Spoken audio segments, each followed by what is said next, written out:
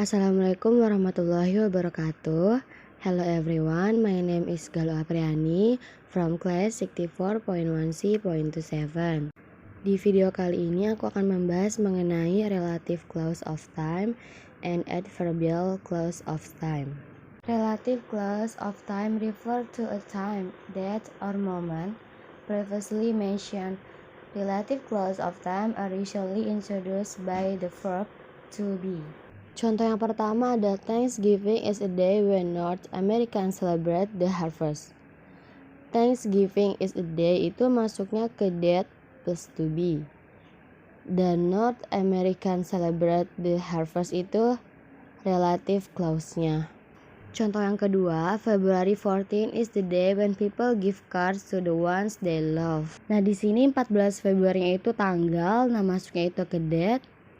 Kenapa? Karena relative clause of time itu merujuk kepada waktu dan waktunya itu date.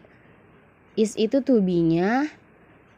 The day when people give cards to the ones they love itu relative clause-nya.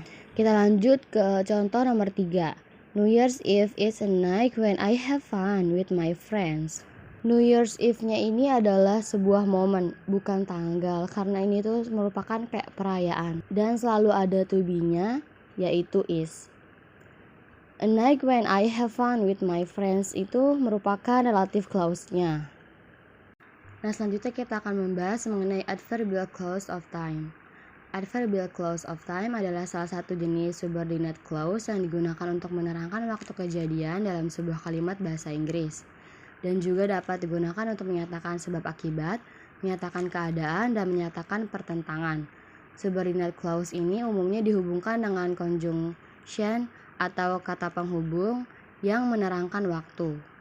Nah, di sini ada contoh yang pertama yaitu when people get married in Japan, they sometimes have the ceremony at a shrine. Ketika orang menikah di Jepang, mereka terkadang mengadakan upacara di kuil.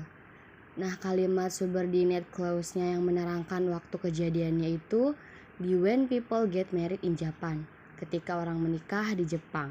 Contoh yang kedua, after the food is served, the guests give speeches or sing songs. Setelah makanan dihidangkan, para tamu memberikan orasi atau menyanyikan lagu.